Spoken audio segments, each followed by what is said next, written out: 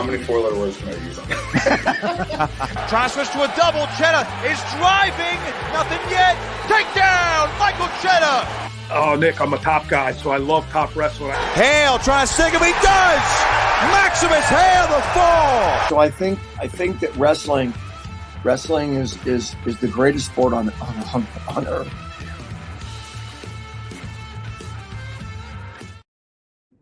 What's going on, everybody? Welcome into On3 Wrestling. I'm your host, Nick Kosko. With me today is my guy, Anthony Ashnault, new assistant coach at Princeton University, Jersey legend. And I appreciate you taking time out of your day to do this today.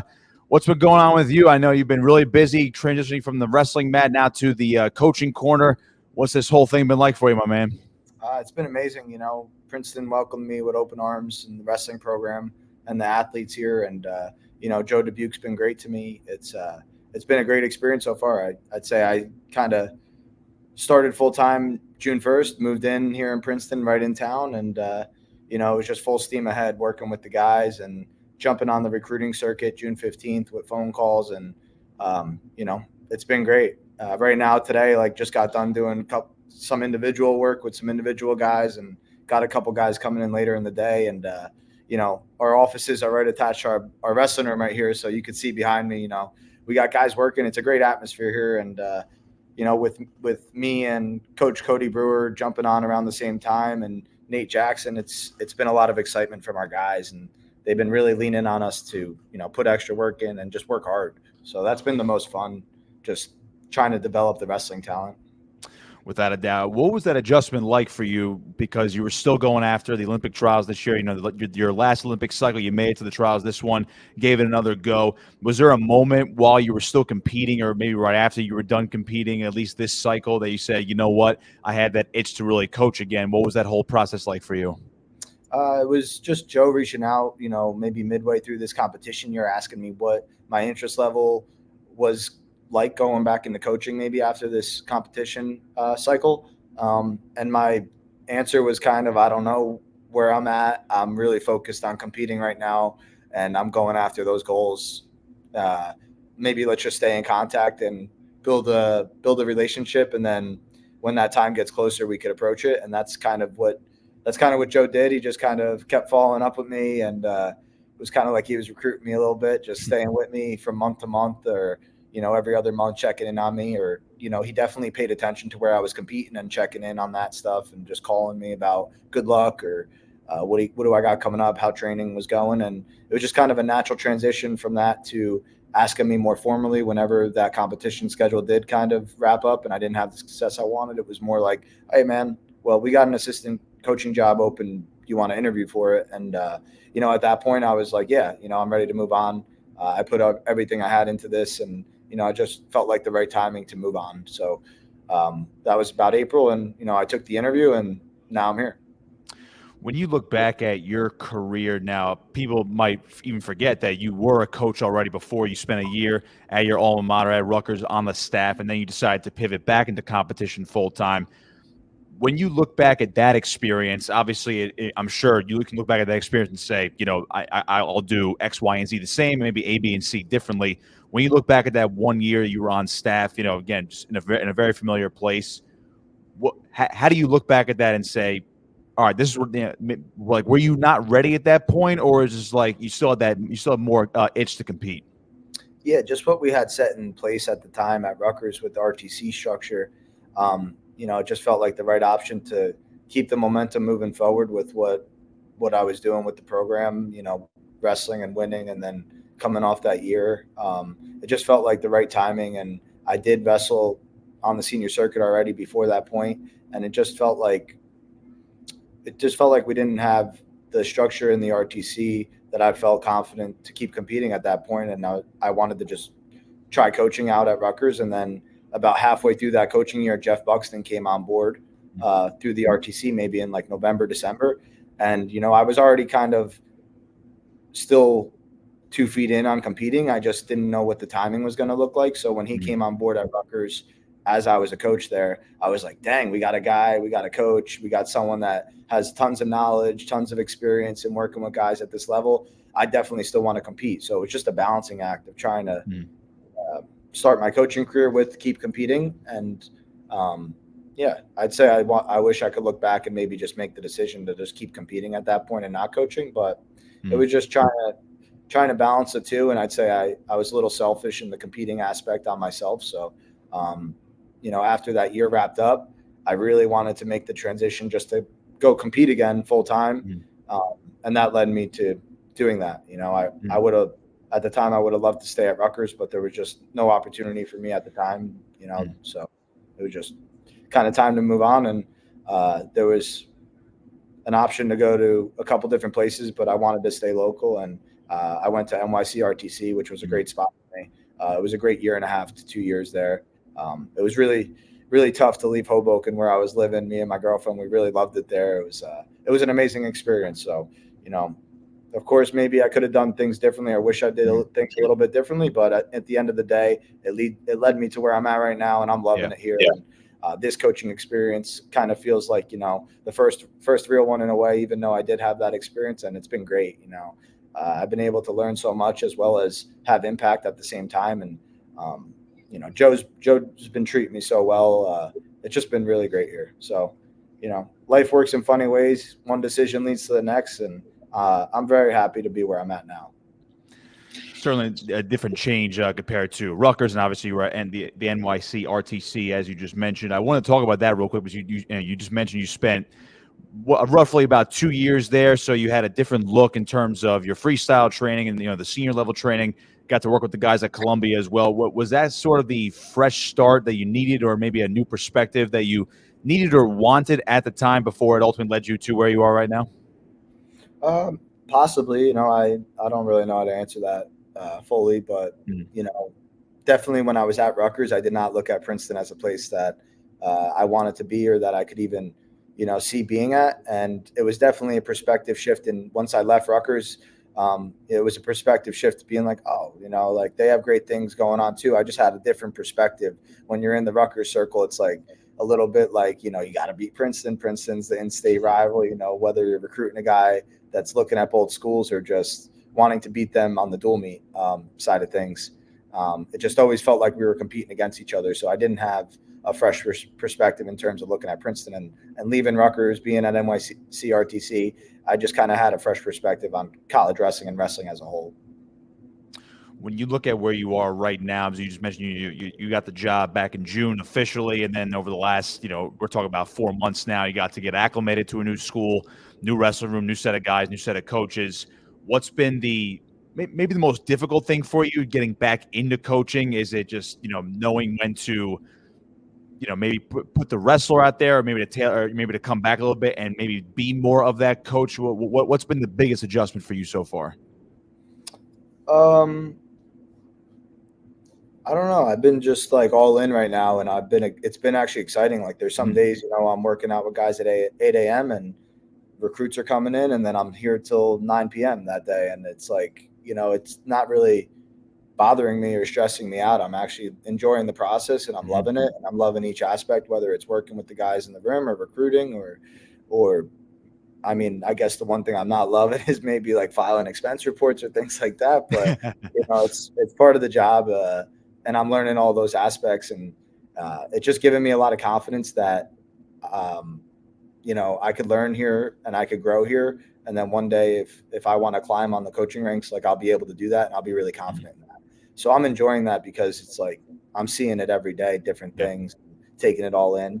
I guess a challenging aspect would just be navigating the Ivy League type school, what the demands are of these athletes, what the grades are of kids coming out of high school that get into here. And, that's a whole nother learning process in itself. So, each week that goes by, I'm learning different things. Like these kids have midterms this week, and, it's a lot more demanding than what it was like at Rutgers during midterms week or finals week. And it's just tailoring to the athletes in different ways to make sure that, they're taking their academics as serious, or at least have the time to focus on that. And at the same time, keeping them disciplined and getting the work that we need to get in on the wrestling side of things.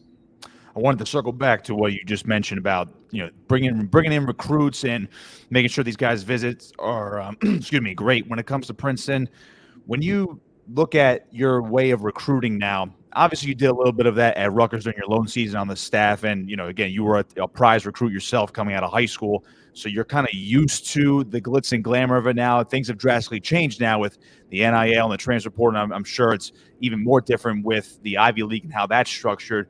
What is your recruiting pitch now? How do you go about recruiting these kids now from this, this new type of wrestler and coach that you are? Well, we're the number one university in America. You graduate from Princeton as an undergrad and you're set up almost for the rest of your life, and you have the connections that could build your resume, to do whatever you really want in the workforce, or even in the wrestling world. We got guys doing the best of both worlds. Matt Kolazic just got done with his senior level career, was able to compete right here with NYCRTC, and now he's going to med school, and undergrad, he was an engineer. So it's like you have all these different options as an athlete coming from Princeton and graduating that are going to set you up to be great for the rest of your life and dominate every aspect of life, not just athletics. And that's the pitch, come here, change your life.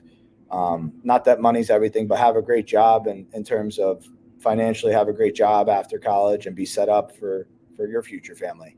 And then the other pitches, we have great wrestling. We have great wrestling coaches. We're one of 3 staffs with 3 NCAA champs. And on top of that, Nate Jackson's probably the best wrestler out of all of us, and he wasn't an NCAA champ.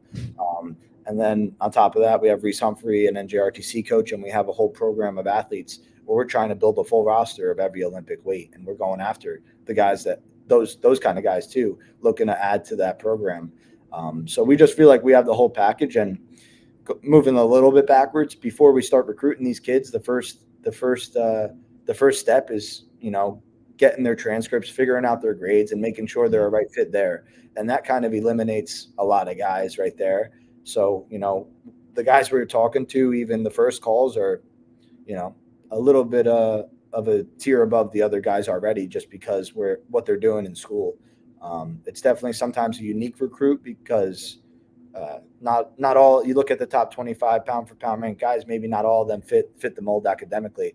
But I feel like as the years are going on, these kids are getting smarter and they're understanding how to market their brand in terms of building it on social media, but also giving themselves opportunities by getting good grades, putting themselves in good classes. Like you look at the best guys right now in high school, most of them actually do have really good grades. Doesn't mean that they want to go to an Ivy League program, but I think it's showing us like they want the opportunity, and they're just building themselves as a total package a little bit more, where I felt like when I was going through the process a little bit, we were my generation guys, like, let's get to a Big Ten school. Let's go to Oklahoma State. Let's go to these big time schools that were big time for wrestling. It's funny you mentioned the staff that is absolutely loaded. And I talked to Coach Dubuque earlier this summer about, you got Nate Jackson, you got Cody Brewer, and you have yourself now. It's a loaded staff in terms of the NCAA credentials. I'm actually fascinated that you mentioned Nate's the best wrestler of all 3 of you, because even though he didn't win an NCAA title, but I guess the success translates to the senior level stuff. I mean, what's it like working with those guys? It seems like everyone's at, you might have like the lightweights and middleweights. Cody has the lightweights, he has the upper weights, and Coach Dubuque obviously works in as well. What's this whole dynamic with this staff like? It's so much fun, to be honest. Like every day is like, I love wrestling. So coming in here, it's like I'm learning with our athletes. Some days when I'm not running practice or doing things, I'm watching. And, it's definitely structured where Cody's working with our lower weights as well as Joe. And I'm working with, 41s through maybe 165. And Nate's working with guys 174 up through heavyweight.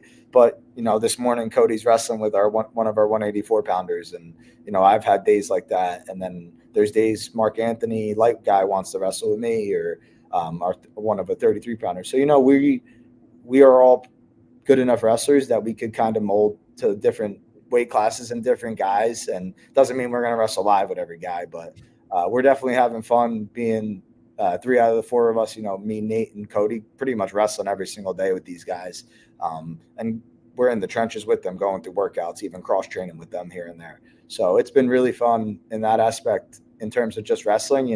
That's the best part about the job by far. And we're just like full steam ahead. All 3 of us, including Joe too.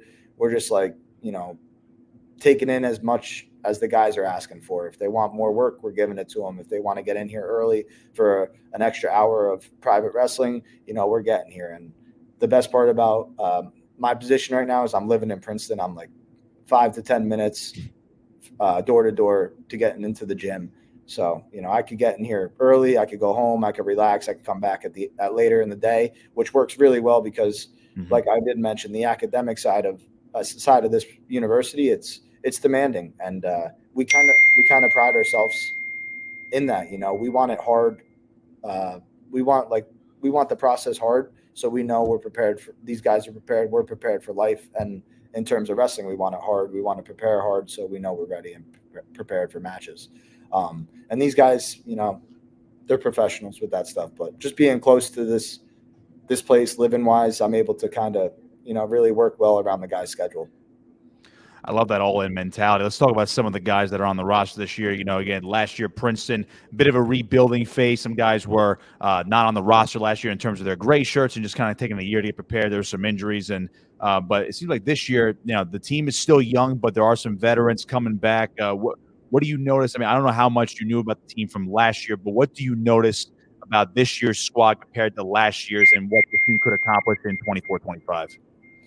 I just noticed the hunger these guys have. In general, like there's definitely some guys that stand out more than others in terms of like talent on the wrestling map, but everyone's so hungry right now, and majority of the guys are really excited about even the stuff we're changing with the culture. Like guys are buying into being like, yeah, like this is what we're going to be about now. And we're setting a standard of, a higher standard of excellence here that just, demands a lot out of these guys in terms of like what they're putting in, the effort they're putting in our workouts and how they're living lifestyle outside of here. And it's been a great response. We're having a lot of individual one-on-one meetings with our guys right now, like just preseason kind of meetings, what's your goals and things like that, thoughts on things. And, majority of our guys are really pumped about the culture change and like, just boosting positivity here and believing in ourselves, believing in the work we're putting in. And I think it has a lot to do with like, Cody, Nate, and me wrestling with the guys a lot. And they're feeling that presence, they're feeling our effort, and they're matching it. So that's been great. I don't know if that answers the question, but. No. I appreciate that answer considering, I know Coach Dubuque was working with almost he was, no pun intended, but he was kind of short-staffed last year. Now it seems like this is a full fleshed-out staff from top to bottom. And you mentioned just getting that extra work in where you have coaches like yourself that can wrestle with the guys. And I know Coach Dubuque does it as well, but now you have it to more of an extent with you, Nate, and Cody as well. The Ivy League is very fascinating to me, especially going into this year because, everyone knows Cornell's been a dominant force for so long. You saw that while you were wrestling in college as well. Columbia just added Donnie Pritzlaff, who really well, was one of your coaches at Rutgers, including obviously Sebastian Rivera, Greg Bolzak, and Jeff Buxton, who you just mentioned. So that's a loaded staff now at Columbia. What do you make of the rise of Ivy League wrestling? Cornell, again, always at the top, but you guys are now back on the upswing. Columbia reloaded the entire staff. I mean, it seems like this is a really exciting time for Ivy League wrestling, considering what the Big Ten, ACC, and Big 12 have been doing for the past few years. It's exciting. We love it. Make Ivy League strong. Make it the strongest we can make it. It's really awesome. Also, on just a side note, to see Donnie Pritzlaff get a head coaching job and really just hustling as he's starting and trying to do great things for the program. Zach Tonelli, I felt like got it to a really good spot for what they had, and I think Donnie's just going to keep that trend going up. So I'm really happy for him. And on top of that, sitting at Princeton, I think it strengthens the Ivy League.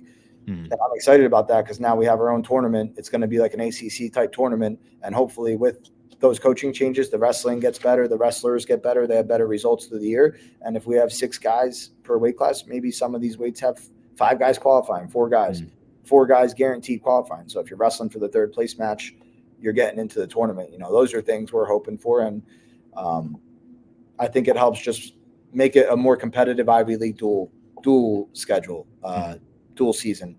And I love dual meets. Being at Rutgers, it was definitely something I looked forward to, wrestling in front of a big crowd, an exciting crowd that had your back, or a hostile crowd in Iowa or Penn State or Minnesota. Those are things that I loved. So I think it helps maybe build these dual meets up a little bit. Even right now, while teams are building, I think just the coaching staffs have some pop to hopefully increase the attendance numbers with Ivy League dual meets. Having the Ivy League at Princeton this year is really exciting. The day after the New Jersey State tournament ends, with Pritzloff being a New Jersey guy, Sebastian, me, Dubuque, Valenti, Mike Gray. It's just like, it's really exciting for us. We're like, man, let's pump this Ivy League tournament. Let's get Jadwin Gym packed and make a really exciting finals presentation for this tournament. So all those things are really exciting. Yeah. I mean, now that you just mentioned it, I actually forgot about that little scheduling tidbit, the fact that you're going to have the NJ State Finals at Boardwalk Hall, which you know all too well, and then all of a sudden, Jadwin Gym, where you are this year, they're going to host the first Ivy League tournament. So kind of combining with that, as you mentioned the dual meets, and I know you're a huge dual meet guy, when you look at the job that Rutgers did and now, do you take influence from that into implementing maybe your own ideas and your own perspective as to how Princeton could do it? The Jadwin Gym, very unique atmosphere for wrestling. But when that place gets packed, I mean, it does get pretty loud. All the fans are on top of you. Do you have, are you able to bring new ideas either from a marketing standpoint or how your staff and team can increase buzz about dual meets in Jadwin Gym? Or what's that process like for you? Yeah, definitely. It's something to take from Rutgers and try to use some of the things that they did in terms of marketing or presentation of the matches or extras with, smoke and mirrors type stuff. And, just getting the excitement factor and the entertainment factor at the match, as well as the marketing behind it, definitely taking some of those things and trying to run with them, trying to come up with ideas together. And Joe's actually been doing a great job already trying to build that as he's been here through the 12, 13, whatever years he's been here as an assistant coach before being a head coach even. And on top of that, we've only sold season tickets here this is the third year we sold season tickets. So it's fairly new concept for the program to even have like a season ticket package. So, we're just looking to grow that. And we have a goal of getting an average of 1,000 people at each match this year. And, we're excited about chasing that goal. We're excited about doing our best to get people in the seats here and making an exciting atmosphere. And I think it also comes with like what you saw and what I saw at Rutgers. It's like it's your schedule in a way. Our first year we were in the Big Ten. We didn't win much, but we wrestled Iowa, we wrestled Penn State, we wrestled Minnesota at home, maybe Michigan at home that year as well. Like they were 4 out of the top 6, 7 teams. Nebraska maybe was on that too. I'm not positive, but it was like 4 to 5 top 10 teams all at home that year. And it was just like almost fate for Rutgers to have that jump start into the Big Ten. And like it was almost, if you remember, it's like almost we wrestled Penn State that year. It was probably 3,000 Penn State fans, 4,000 Penn State fans. Like it's in that way, it kind of sucked. And we did shift that while I was there. And still, it's like we shifted that to majority Rutgers fans at those big dual meets. But at first, it was like wrestle Iowa at home. Yeah, it's a great crowd, but it's 3,000 Iowa people support Iowa that live in the tri-state area. So that's important to us here. Bring those good teams in. Try to stack the schedule up before the Ivy League schedule so we could build that attendance, so we could have exciting matches. Go to Iowa, wrestle in these journeyman events that are exciting and different and a little bit cool. Get out to California, do those types of things. Get to Midlands, So we're taking things like that I experienced at Rutgers, but also just things that were in motion here as well already. And we're all working together with that kind of stuff. And Joe has a great mind for it. He's leaning on me a lot to be creative and that kind of stuff, but it's been fun. We should have some stuff rolling out here in the next couple weeks. Actually, I'm doing a little bit of filming on Wednesday for something, and I know Joe's already been filming for stuff. So we should have some marketing pieces popping out here soon, and hopefully that just helps contribute to growing that attendance number like we wanted to. I can't wait to see it, considering Princeton is a hotbed for wrestling as well within the great state of New Jersey. Speaking of the dual meet schedule, you mentioned Rutgers. Your alma mater does come to Princeton this time, and I've talked to multiple people that either know you or are big fans of you, and they're like, yeah, it's going to be a little bit weird seeing you in a black or orange polo on the opposite corner. I know you were very complimentary of your time at Rutgers, especially when the announcement came out that you were going to Princeton back in June, and you basically said, I'll root for you guys every day of the year except this one day. What was that? What's that like? Or I should actually ask you, what is that going to be like for you when they come into town? It's like you're not repping the block R anymore. You have that block P on your shirt now. Yeah, it'll be respect to the coaches and the guys, but I really want to win. I want to beat them pretty bad, and I'm confident that we have a good group of guys and a team that could do it. The goal is to get national champs and All-Americans. But that's an exciting moment of the season, and a lot of our guys look forward to that match before I even got here. So it just adds, I think, to their confidence of me being on their side now. Just they're confident to know what to expect, as well as that they're going to be prepared for that moment, whether it's conditioning wise or just wrestling wise. They're going to be a little bit more prepared mentally to go after that when the time comes, December 8th. But it's respect. I just also want to win. And we definitely have a really good lineup against their lineup looking on paper that I know we're going to be in that match to win it. Yeah, it's going to be an exciting one. And, the countdown's on, only 2 months away from that match. And I appreciate your time, man. I do want to leave you here with this one, and it's more of a general question, but I do ask it pretty much everybody that I have on. Again, you're a big dual meet guy. You've already made that clear. You went through the New Jersey ranks as well, where the team side of things is huge before the individual postseason. College wrestling still does not have that. I got to imagine, are you in the camp of, to keep growing the sport, we need to get in on that team aspect, maybe have a dual meet championship to determine that team national champion? And that's without even touching the individual tournament, which is fine as is. But do you think there should be something along those lines of maybe a 12-team bracket for the best team in college wrestling before we get to the individuals? Yeah, I would love to see that. Any structure it happens, I think we'll eventually adjust, whether it's before the NCAA individual tournament or after, or some type of different schedule change and shift of the year. But, I'm definitely in support of that happening. It just, it's like whatever the decision or the arguments come up of when that should happen or how it should happen, it's always arguments from the other side. And, in general, I think people making those decisions have to make it, and other people are going to adjust around it, and we'll figure it out. Just in terms of the excitement dual meets bring and the growth of wrestling, I think it would be great for it.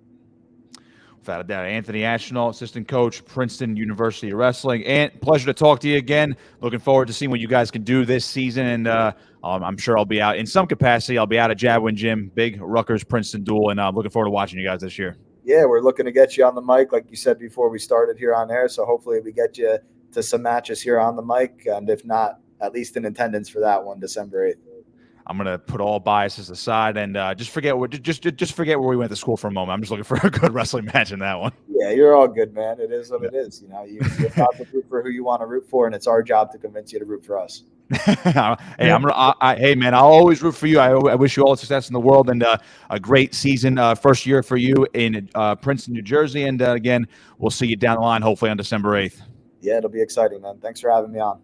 Absolutely. Anthony Ashnault with me right here on On3 Wrestling. Be sure to like and subscribe to this video. Check out our content as well at on3.com.